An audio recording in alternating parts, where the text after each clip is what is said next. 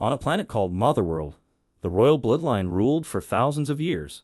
Their lust for power eventually consumed everything in their world, prompting them to send armies to conquer other planets and expand their empire.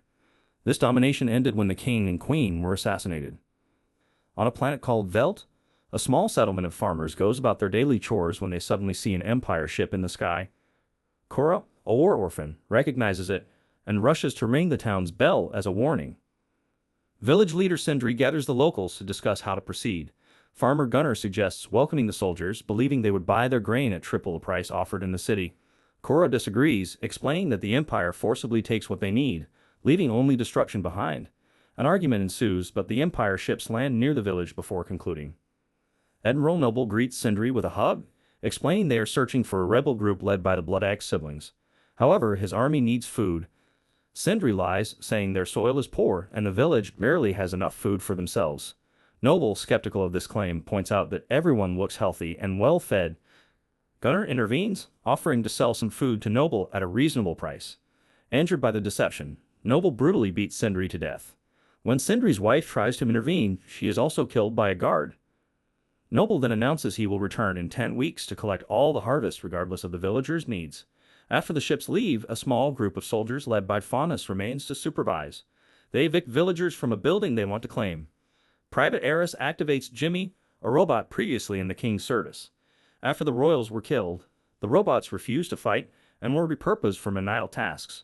As Jimmy assists the soldiers, Marcus tests the rumors about the robots' nonviolence by shooting at Jimmy, who does not defend himself. Eris intervenes, nearly getting killed, but Faunus stops the confrontation. Faunus checks Jimmy for malfunctions and sends him to wash off the mud at the river. There, Jimmy is approached by Sam, who befriends him. Jimmy shares his story, including his memories of the Empire Princess, who was assassinated with her parents. Sam, moved by the story, gifts Jimmy a flower crown, which triggers a reaction in the robot. Meanwhile, the villagers in the town hall decided to work hard to showcase the value of their harvest, hoping this would persuade the Empire to spare their lives for continued food production. Frustrated by their refusal to heed her warnings, Kora begins packing her things to leave. She's caught red-handed by Hagen, the man who found her when her ship crashed on this planet 2 years ago. Hagen thinks Kora should team up with the rebels and protect the village. Still, Kora refuses, saying that they have no chance of winning and it would only lead to a massacre. In the evening, Marcus and 2 other soldiers kidnap Sam so that the whole squad can use her. Kora hears her screams, but she reminds herself not to get involved. Eris comes into Sam's defense and manages to punch a few men. Still, there are too many of them, and they immediately overpower him. Soon, Faunus arrives and calls dibs on Sam, but he's interrupted by Kora, who has brought an axe. Faunus sends his men after her, and at first, Kora pretends to surrender, only to suddenly move fast and bring down 2 soldiers with just a few moves. It seems Kora has great fighting experience and doesn't have many issues going against many privates, using their weapons against them and even throwing dirt to create a distraction. One by one, Kora defeats the soldiers with accurate shots or savage stabbing, and when a man almost shoots her, Eris kills the guy first. Then Marcus tries opening fire on her, but Kora quickly disarms him and jumps on him to shoot him straight in the head. Now, Kora and Eris can team up to surround Faunus, but he's keeping Sam at gunpoint, and they can't react. At that moment, Jimmy shows up, and Faunus orders him to kill the rebels. As Jimmy picks up a gun, he looks at Sam and kills Faunus instead. Afterward, Jimmy runs away, and the townspeople arrive just in time to see Kora kill a soldier who is still alive. She announces she will help them fight, but first, she must gather more soldiers. In the past, Gunnar sold some of their harvests to the rebels, so he'll take her to the city to meet his contact. Before they leave, Hagen gives Kora the particular gun he had found on her ship. Kora and Gunnar ride for a while and stop at night to make camp, so Kora uses the occasion to share her story. When she was 9, an Empire army led by Belisarius attacked her home planet, causing death and destruction in every corner. Her people had tried to fight, but this only made Belisarius more violent. One evening, Kora managed to steal a gun only to be found by Belisarius, who came up close to taunt her. Kora was too young and couldn't bring herself to kill a person, so Belisarius killed her family and kidnapped her to take her under his wing. In the next few years, Kora was trained in Motherworld culture and became part of their army.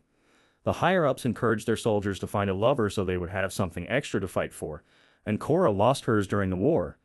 Devastated, Kora fought so hard for revenge that she became a commander at 18. All those years, Kora was just another pawn in their brainwashing, and she destroyed thousands of towns in the name of the same people who killed her family. The next day, Kora and Gunnar make it to the city. They are upset to discover that bounty hunters have captured Gunnar's contact. Gunnar has no other way to get to the rebels, so Kora concludes they'll have to find the legendary General Titus first and then look for the rebels. Then the duo enters a tavern, where a disgusting alien thinks Gunnar is Kora's slave and tries to buy him, crossing the line into getting too antsy. Kora tries to tell him to leave, and the dad gets aggressive, so she immediately overpowers him and throws him against a table. The alien quickly runs away while the mysterious Kai watches from the shadows. Suddenly, Kora announces that she's looking for Titus, hoping someone may have information. A small alien uses a human body to speak and informs Kora that Titus is fighting in the Coliseum on a planet called Pollux. This means they'll need a ship to fly there. At that moment, the disgusting alien returns with 3 bodyguards seeking revenge. A gunfight immediately starts, and the people in the tavern run to hide. At the same time, Kora exchanges shots with the bodyguards, running around to kill them one by one. Gunnar tries to fight the alien, but his punches don't do much. Thankfully, Kora knocks the alien down before he can kill Gunnar.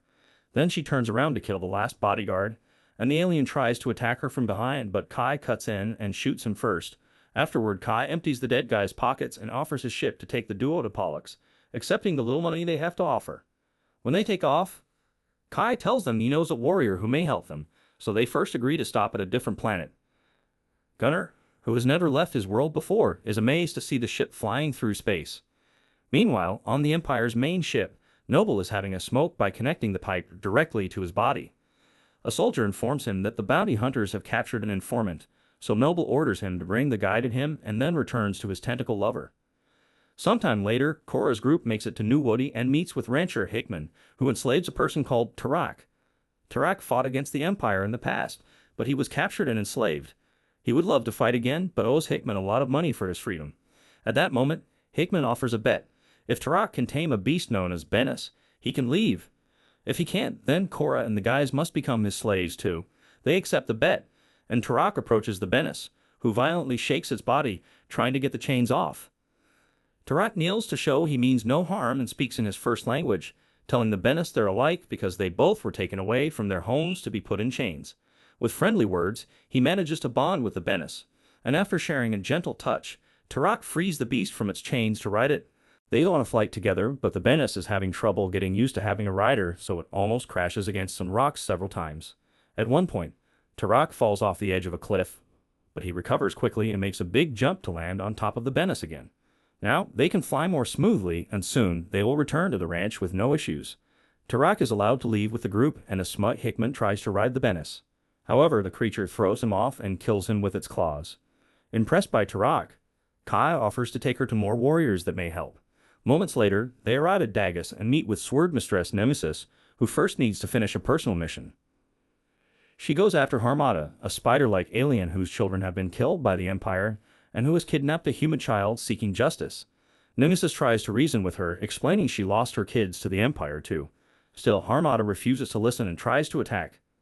Using her swords, Nemesis dodges or blocks all of Harmata's legs and even cuts one to make her drop the kid. While Gunnar rescues the girl, Harmata manages to knock down Nemesis and then stab her arm. However, Nemesis has mechanical gauntlets, so she can still move and cut off another leg. Harmata knocks her down again and tries to kill Gunnar and the child, but Nemesis stabs her rear before using her gauntlets to light her blades on fire. Nemesis strikes Harmata's spider body as she slides down the floor, then stabs her humanoid torso with both swords simultaneously. Afterward, Nemesis joined the group, and they took off again. Gunnar and Kora share another moment, and she decides to tell her a bit more about herself. Since she was Belisarius' adopted daughter, she lived a privileged life and soon became part of the royal guard. She protected the princess, who had the unique power of bringing beings back to life. To this day, Kora still feels guilty for not being able to save her the day of the attack. Sometime later, the group arrives at Pollux and visits the arena, where dozens of warriors die every day. General Titus is in a horrible state, and they have to drag him inside to shower, but he protests during the process. Titus used to be a commander for the old king, but he fell into a deep depression when his army was ambushed, and all his men were killed because he tried to surrender. At first, he doesn't want to fight, but he changes his mind when Kora offers him the chance to get revenge. Meanwhile, the bounty hunters bring the rebel contact to Noble, who promises to let him go in exchange for information. The guy explains that the Blood Axe siblings are under the protection of King Levitica in Sharon, and then Noble kills him. Moments later, Kora's team arrives at Sharon and meets with King Levitica, who agrees to arrange a meeting with the rebels. Soon, the Blood Axe siblings arrive with their rebel army. Kora tells them about their fight, admitting that the chances of winning are low, but also pointing out that her people have constantly fed them, so the least they can do is defend them. Brother Darian agrees to help and then approaches his army, offering a heartfelt speech to ask for volunteers. A few rebels gladly agree to go with him. Afterward, the group leaves with their new allies, and Kai says he's been so inspired by them that he wants to help them fight. However, he still had some boxes to deliver, so Kora agreed to stop one last time before going home. Shortly after the group leaves, Noble and his men find Levitica and destroy his kingdom. Levitica refuses to cooperate, so Noble kills him with his cane. Then, while the army finishes blowing up the area, Noble gets a message telling him where to find the rebels. A few hours later, the team arrives at Gondedel and helps Kai unload the cargo on a bridge. Kora watches him interact with the locals and senses something is wrong when a hidden Empire spacecraft suddenly opens fire and brings down most of their ships. Then, a bunch of robots ambushes the team. Most of them are captured as Kai reveals his real intentions. He's always known Kora is a wanted ex-commander whose head would pay well, so he used her to gather a bunch of legendary warriors to hand them over to the Empire for the reward. Soon, Noble arrives with his men and takes Kora's gun while Kai pushes Gunnar behind her, explaining he's just a farmer, so they'll let him go if he kills Kora. Gunnar pretends he's about to shoot her, but at the last second, he frees her and turns around to shoot Kai instead. Kora immediately jumps on a guard and knocks him down to steal his gun. Then, she runs to hide as Noble's men open fire. She tries her best to fire back and blows up a box that causes a massive explosion, pushing all her enemies away. Gunnar seizes the chance to free all the other warriors, and soon, Nemesis slashes people with her blades. Darian pushes a soldier off the bridge and orders his men to gather the few ships that survived the attack. As the battle goes all out, Tarka, Titus, and Gunnar grab some guns and cover Nemesis as she stabs her way through. At that moment, Noble orders his hidden spacecraft to come out, and it immediately opens fire on the rebel ships. Desperate to save his men, Darian grabs a metal bar and uses it to beat up soldiers. He makes his way up the bridge to jump onto the enemy ship. Unfortunately, he fails to stab the pilot, who dodges the bar and shoots at Darian. However, Darian tries again and manages to kill the enemy to stop the attack, but he also dies in the process. His body drops on the controls, causing the ship to start falling toward the bridge slowly. Furious, Kora leaves her hiding spot and runs through the bridge, shooting random soldiers as she makes her way toward Noble. At that moment, the ship falls and destroys most of the bridge, but Noble manages to save himself by landing on a floating platform. Suddenly, Kora appears behind him, and a hand-to-hand fight begins, with Kora and Noble throwing punches without mercy. After exchanging a lot of hits, Noble punches Kora off the platform, and she manages to hold on to some rope at the last second. When Noble disconnects the rope, Kora holds on with her hand and then uses the rope as a whip to make Noble fall before climbing back up. The fight continues and Kora uses the rope to block Noble's cane, finally breaking it and using a small piece to stab him in the leg. Noble tries to keep on fighting, but he's weak now, so Kora breaks his arm and uses the cane to stab him in the chest before pushing him off the platform. Afterward, Tarak uses more rope to pull the platform to the bridge and rescue Kora. The rest of the team survives, leaving together to return to Veld, where they prepare to defend the farming community. Nearby, Jimmy watches them while wearing a curious crown. Meanwhile, the enemy troops retrieve Noble's body. Still, instead of healing him, they open his body to connect him to the Neuralink, revealing that he's a cyborg. As water surrounds his body, Noble's mind appears before Belisarius. He scolds Noble for his failure as he keeps hitting the ice under them with his cane. Belisarius orders Noble to capture Kora alive so he can kill her himself. He finishes breaking the ice to return Noble's consciousness to his body. The doctors don't sense any brain activity, so they have to give him an extra strong shot to revive him, making him scream awake.